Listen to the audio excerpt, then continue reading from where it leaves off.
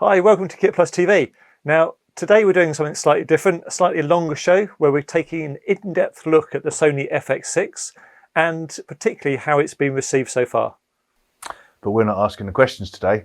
Let's go over to Daniel Listh from Sony, who is joined by two people on the front line dealing with customers. Carl from ProAV and Jake from CVP. Okay, guys. Thanks for doing this. I mean, it's an online session suddenly. Obviously, in normal terms, if we didn't have a pandemic around us, we would be meeting at some kind of exhibition, maybe the BSE Expo in London. That should have happened normally in the beginning of February or the end of January, which is not too long ago, according to this recording. So, I mean, we would probably just have fist bumped and actually talk about what's going on in the market, but yeah, we can't really do that. So I appreciate that we have this possibility instead. I mean, how are things going at the moment? Busy, very busy. I'm sure Jake is absolutely the same. You guys keep releasing new cameras. We do. I mean, this is end of February now, and the FX6 and FX3 is I think has been announced. So the FX6 is on the market, and the FX3 has just been announced. So it's there's a lot of activity on social media right now these days. Have you actually had any chance to see it yet? Because I know, being based in Denmark, we haven't had any opportunity to get it in Denmark yet. But you based in UK, you might be more lucky than me. I've had a morning. How long have you had, Jake? Yeah, I think it was a couple of hours in Sony's Pinewood space, just to get our first hands on with it, and we did like a couple of tests. But obviously, it's the sensor and the chipsets are so identical to the A7S III. It's pretty much just the performance you expect from that. So yeah. Yeah, there's not really that much of a surprise. I mean, if we want to look at something that's hardware-wise different from an FX3 or an Alpha 7S, we need to look at the FX6 or FX9 or Venice camera. But it's interesting to see that we now have a portfolio that are out-of-the-box video-based cameras, from a tiny camera all the way up to a giant cinema camera. So it's what's your feeling about that as an approach to your clients? Is this something that makes sense, or is there something maybe even missing in your point of view? I mean, there's so many cameras. So what's your take on it? Yeah, I mean, you guys have kind of kept everyone waiting so long for the A7S III, and then since you've brought that out, you've kind of gone, right, you wanted it, so we're going to give it to you. And now you've given people all these options now to have this fantastic sensor in 3 different body types, essentially. So it's, I was joking with another technical consultant earlier saying, the only thing that we're missing now is essentially a Venice extension block with this sensor in it. And that would kind of really round up the line of you guys getting this sensor in as much as possible. So yeah, now with the FX3, you've got the option to have something that's slightly different to the A7S III that is more tailored towards video. And then obviously if you want the electronic ND and the slightly different form factor and the more professional IO, then you've got the FX6 there, which still definitely has its place in the market 100%. Yeah, I must say I don't think it was that well for people who bought or pre-ordered the FX6 and now seeing the FX3, it didn't really seem like people were threatened by it. Do you have any similar thoughts about that? How about Carl? We haven't had any customers that had ordered the FX6 come back and go, well, hang on, this looks like the thing I should have held out for. I think the FX6 has some very obvious advantages over this. I mean, it's got the more established broadcast codecs. It's got the built-in ND, is probably by far the biggest thing there. And so, yes, the image quality will be similar, but the ergonomics and the way that you get to that final image is very, very different on that camera. I think the FX3 is a camera that people need to actually physically hold. It's sort of a shame that it's been introduced during COVID in some ways, because I think it is really a camera that customers need to physically pick up, be it at a trade show or in a dealer's showroom, and try it out. Because, I mean, holding an A7S in one hand and then that in the other hand, you really do get a sense of of why you might pick one or the other, depending on the sort of work you do. But it really is going to be personal preference. It's going to be so interesting to see which customers end up choosing which model. Yes. No, we've had some internal dialogues with some key customers, like broadcasters who we have a strong relationship with over time, who are using our cameras, and getting that feedback all the way back to Japan. And it's been some interesting dialogues, because some of them have already invested in the in the Alpha 7S, and if they already have and use these cameras, so when they see the FX3, it's different reactions really. There's pros and there's cons, but there are some that definitely would have ordered differently had they known that. That's for sure, because it is a out of the box, it's a video camera compared to the Alpha 7, which is a stills. But again, it's all about, as you say, the preferred option there. And which features are important to people? I mean, for me, I love the EVF. So the A7S has that big jump above all the other cameras really there because of the EVF.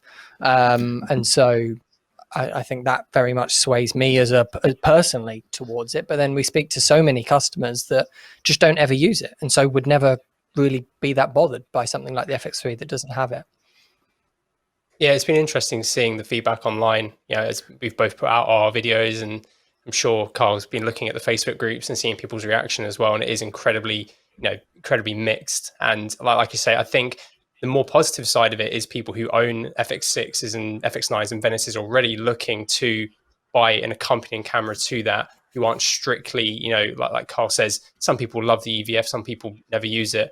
And I feel like those people probably use it a bit less. And that's why they're more kind of like excited by the FX3. But again, if you're an A7S III owner, this camera doesn't, it's not going to make you go, damn, wish I just waited a little bit longer. Now with this Cinetone being released today as well, there's only a few things really separating it that, like Carl says, the EVF really is probably the most kind of differentiating thing between it. So yeah, it comes down to whether people want that or not. Yeah, and obviously how they're going to do audio.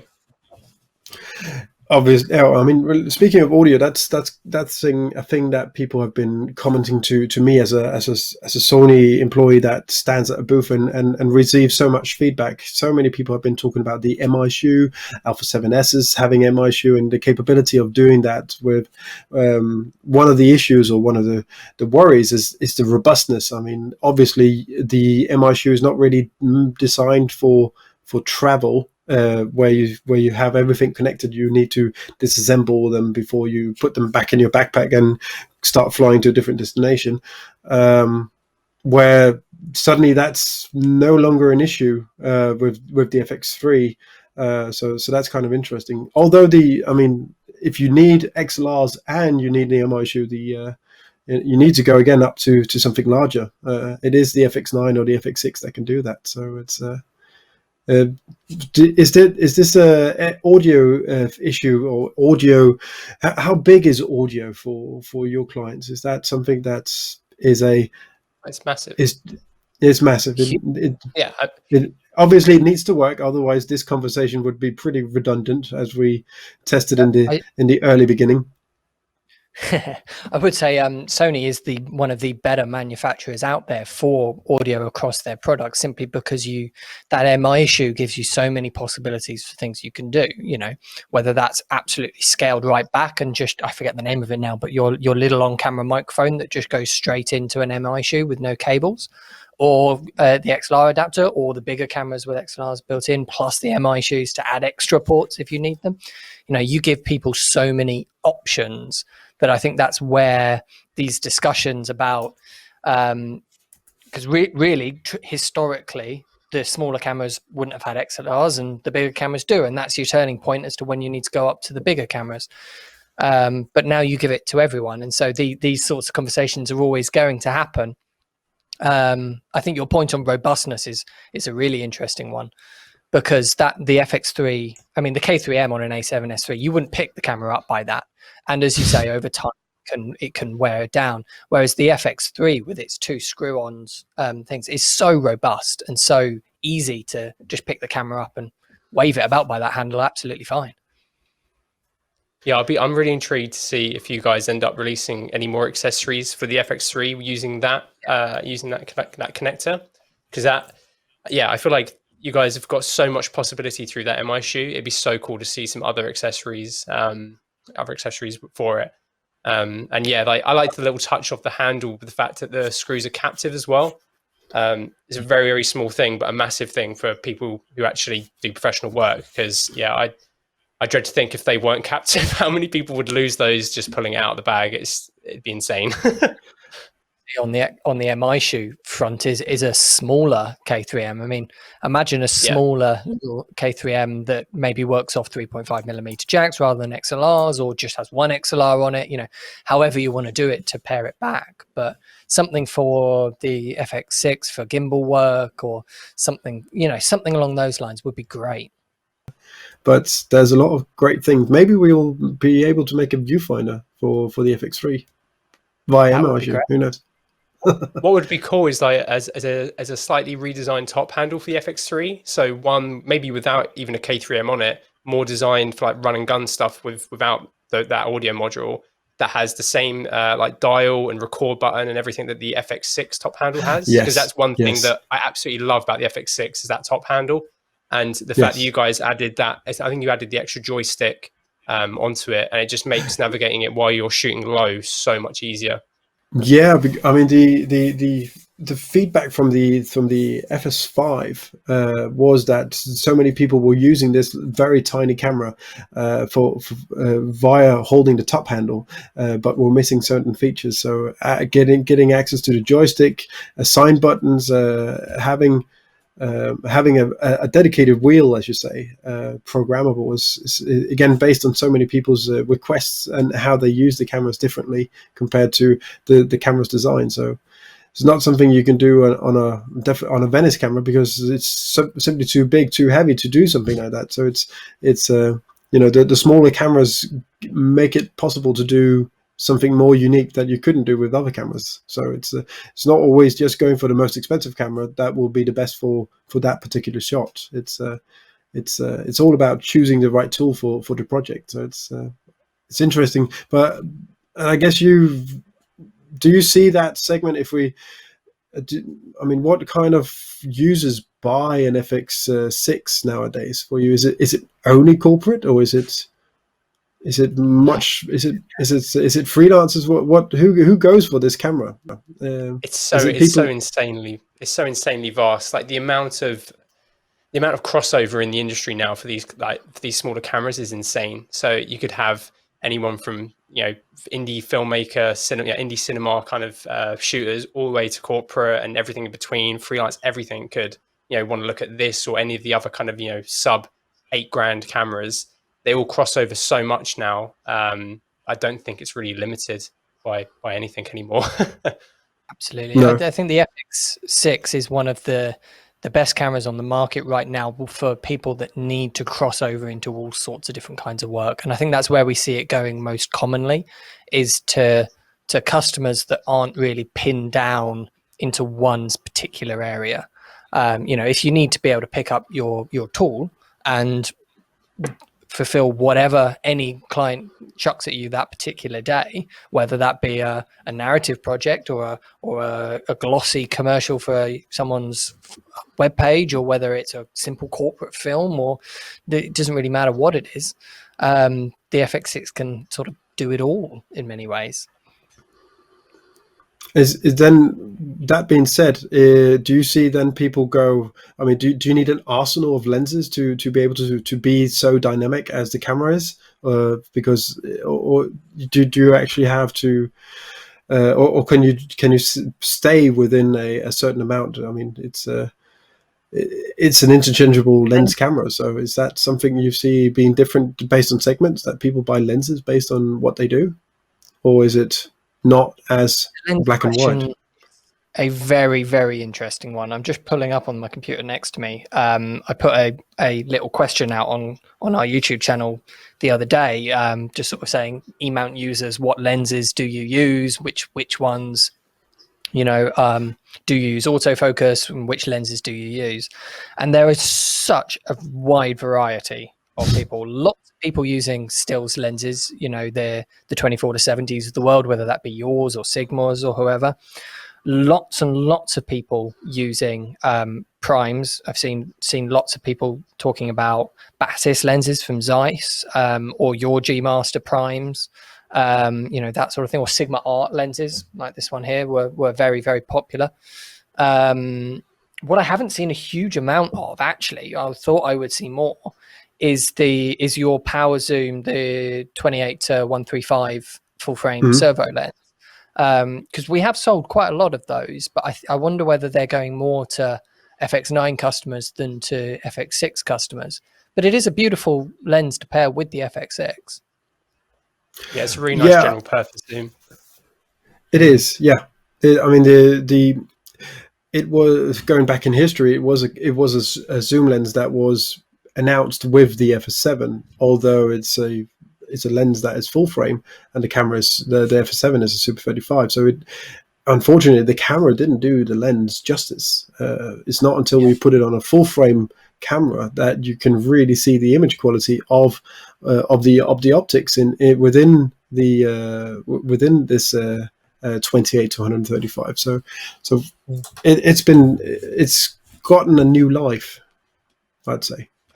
I think that might be wise. I think there is still a perception out there amongst some customers that it's just a bit of an old, slightly boring lens. You know, it was a kit lens at one point, wasn't it? I mean, I vaguely remember that lens, but actually, it, like you say, it has been given a whole new lease of life with these new cameras with full frame sensors and autofocus and the image quality that they've got. Because optically, it's a very good lens. You know, it's not cinema zoom level, but for a servo all-purpose lens, it does a really good job optically. I think the nice thing now about the modern autofocus systems that, you know, Sony cameras have now is you have the best of both. You have the option to buy, you know, the autofocus lenses and, you know, go straight to E-mount, and therefore you're not having to worry about having to adapt anything. And you guys have such a huge range of lenses now, you know, across your own and obviously third parties that make it for E-mount. There's so many options available for it now. You know, lens choice is incredibly subjective. So, you know, some people may prefer one image quality over the other. You have so many options. And then obviously with the short flange, the fact you can adapt, again, a huge range of lenses onto it, which is what obviously most people did with original A7Ss and FS5s and FS7s. You know, I think that happened more then purely because of the autofocus system wasn't anywhere near as good as what it is now. Whereas now it's so mature, there's a reason to look down the native route. So yeah, I think from my perspective, I think the more people have picked up autofocus lenses more recently over the traditional Metabones and, you know, EF stills glass, which was the go-to recommendation and the go-to for most people with the older cameras. I think we're seeing a bit of a turning point now where native glass for E-mount doesn't have to just mean Sony's one either, because like you say, Sony make a huge range of very, very good lenses, both primes and zooms. But you do get loads of other brands. We've got the Zeiss Batis one here, and then these little Sigma contemporaries, which I've just been playing with over the last week or so, which are really nice, tiny little lenses. They're offering things which Zeiss don't have in their, Sony don't have in their lineup. But they autofocus just as well as native Sony lenses.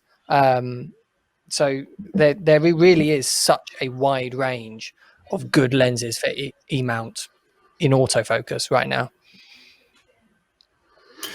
And well, just one thing that I come to think about with that 28-135, it is good on the on the FS7 and the FX9 because those are shoulder-based cameras. And do you sell FX6 as a shoulder-based camera? Is that something you go to or see customs do for? It can work, but I would say it's not the most asked for configuration, but it's definitely possible with the right kit surrounding it. If a customer is talking about the FX6 and says they work most of the time on their shoulder, we do normally try and sort of steer them more towards the FX9, just because it is a camera, both ergonomically, once it's on a shoulder, not even just bare on your shoulder, even once it's in a rig and everything, it just works much better as a shoulder mounted camera with a viewfinder down there for your eye.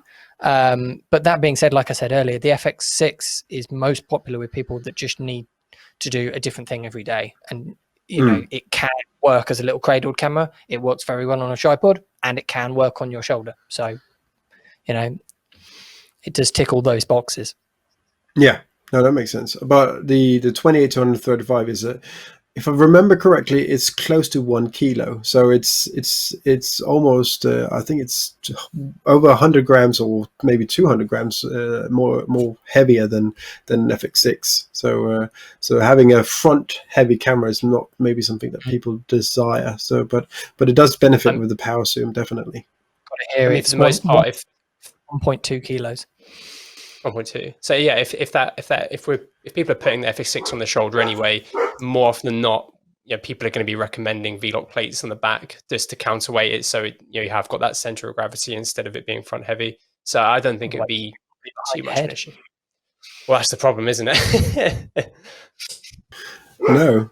So So ideally, it's that's you need to choose the camera that is the tool for how you want to use it. So if you want a shoulder-based camera, then go for the ones that come as a shoulder case camera out of the box. Yeah, that makes luckily it proves the point that what you're saying is also what we were looking at when we started developing the cameras. So that it goes to.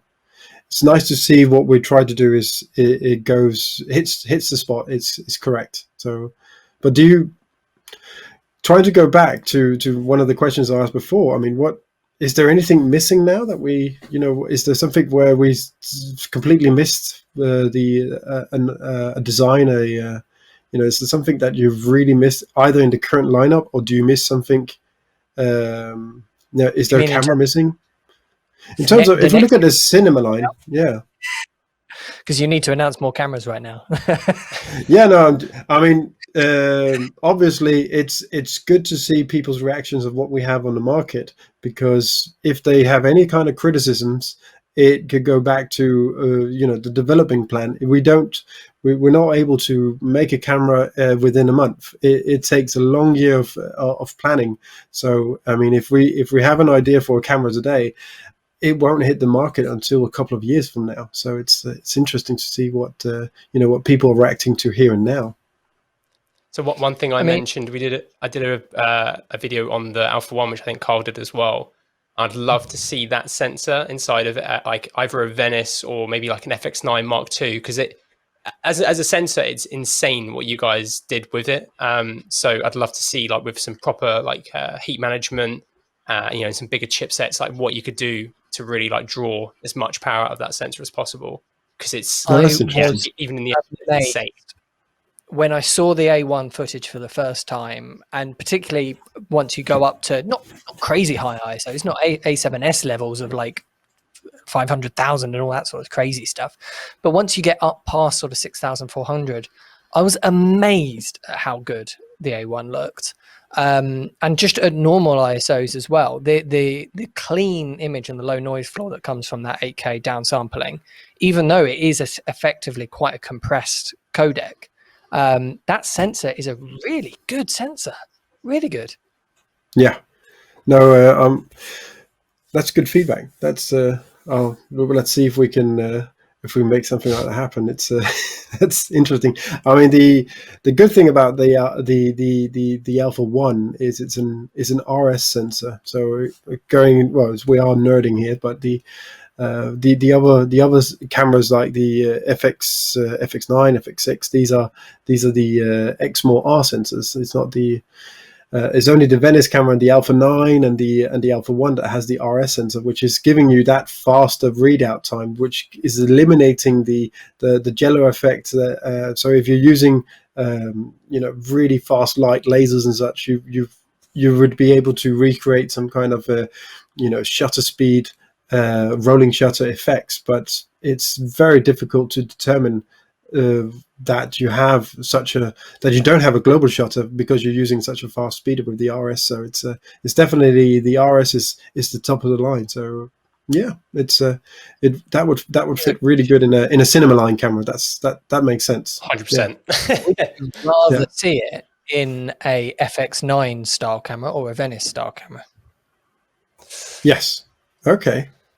Yes. Interesting. I Yeah. don't know which one would be better. This is the thing. don't know. I think both could benefit from it, but in their own ways. I'd probably say Venice personally. Yeah, Okay. I'd say a sort of smaller Venice sort of cinematic style rather than broadcast style. I'd agree with that. Okay. Maybe that's a Okay. block for the Venice. There you go. So you make an A7S3 block, Yeah. and Yeah. boom. So therefore you keep the tiny house, so you can put it anywhere in a car, in a plane, and you can continue, but with X-OCN and put in some ND filters. That would be nice.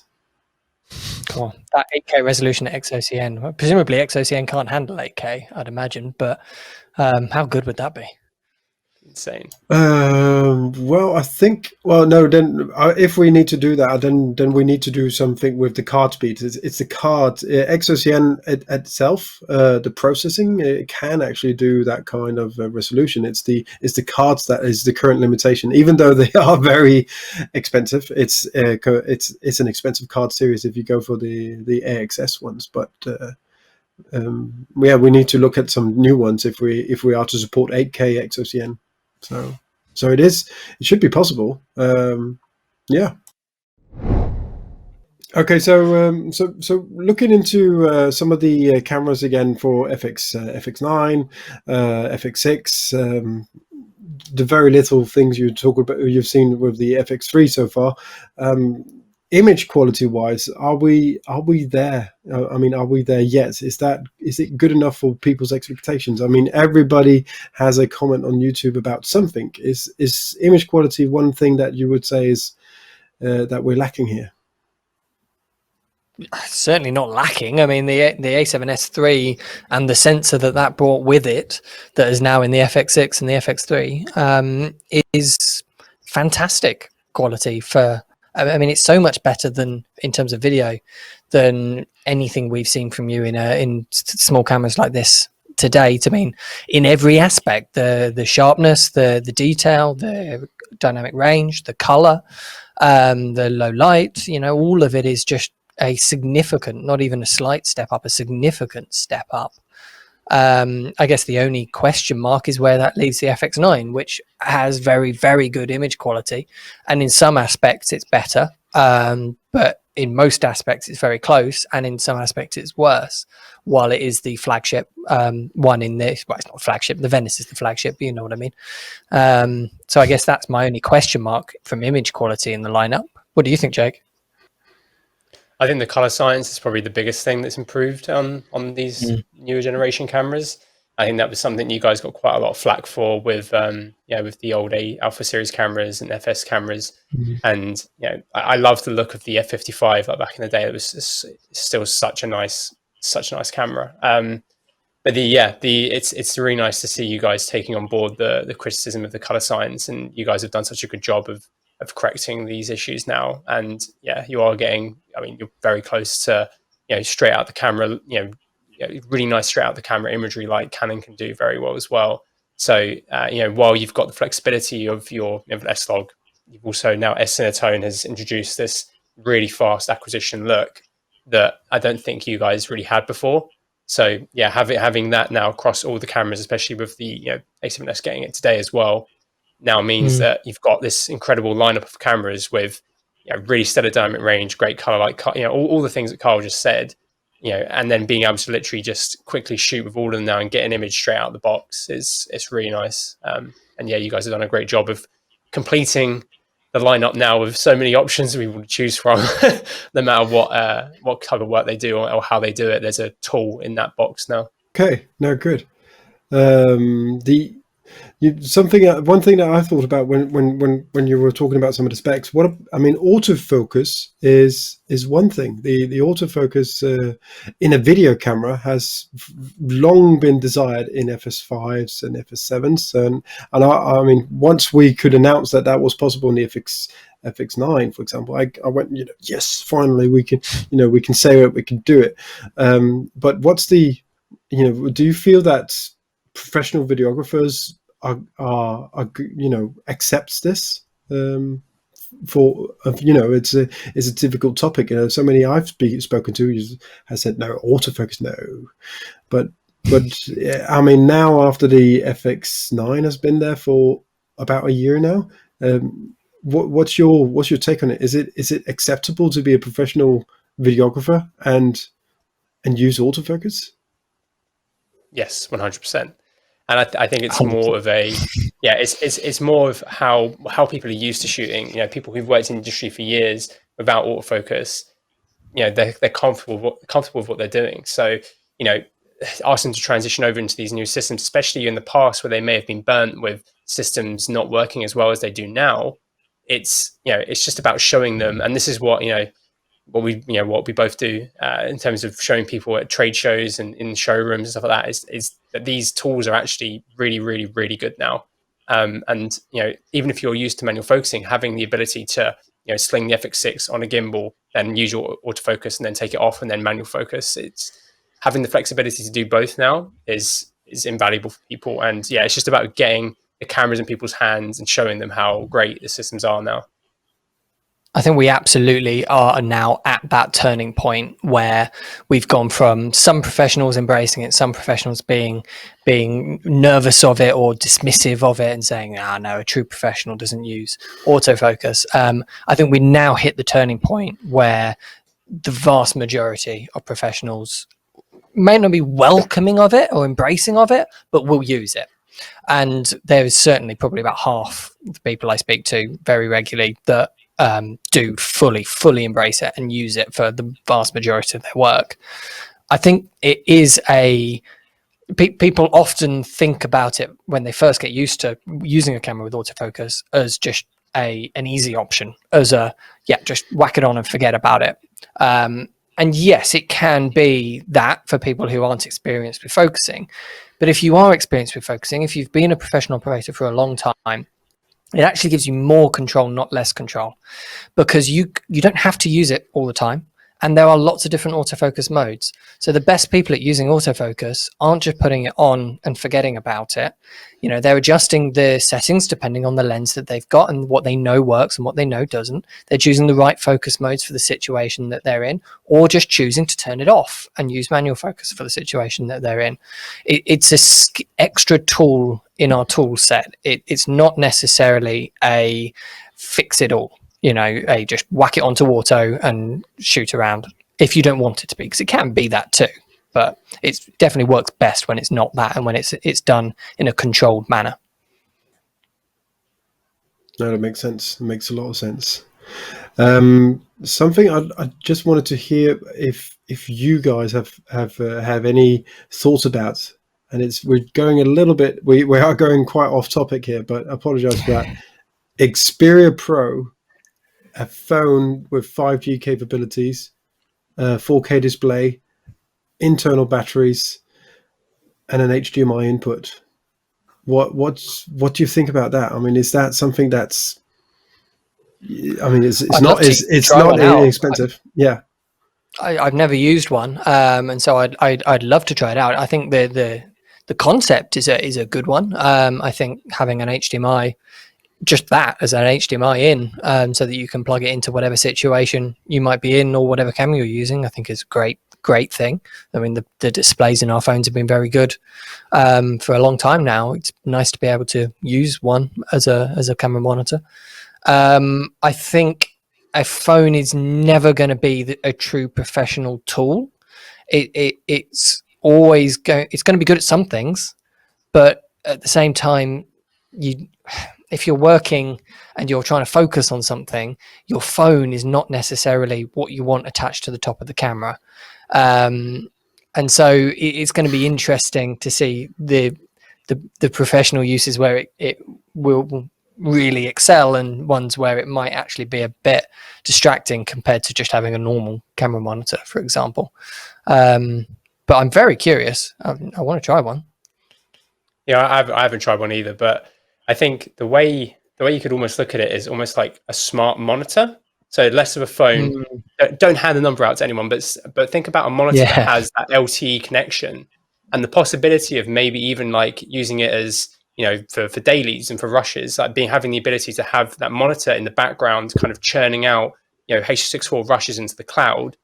That kind of workflow could be really interesting, and could really strip down what kit you need, instead of having to use a Teradek, for example, to do that. Having like an all-in-one Sony package with a phone and then being able to do that could be really cool.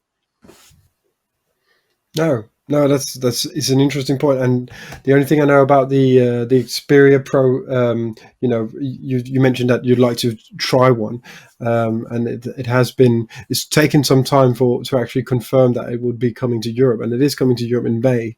So it's simply not as easy to target Europe, because we have so many countries and so many laws and different ways of rolling out devices that support 5G.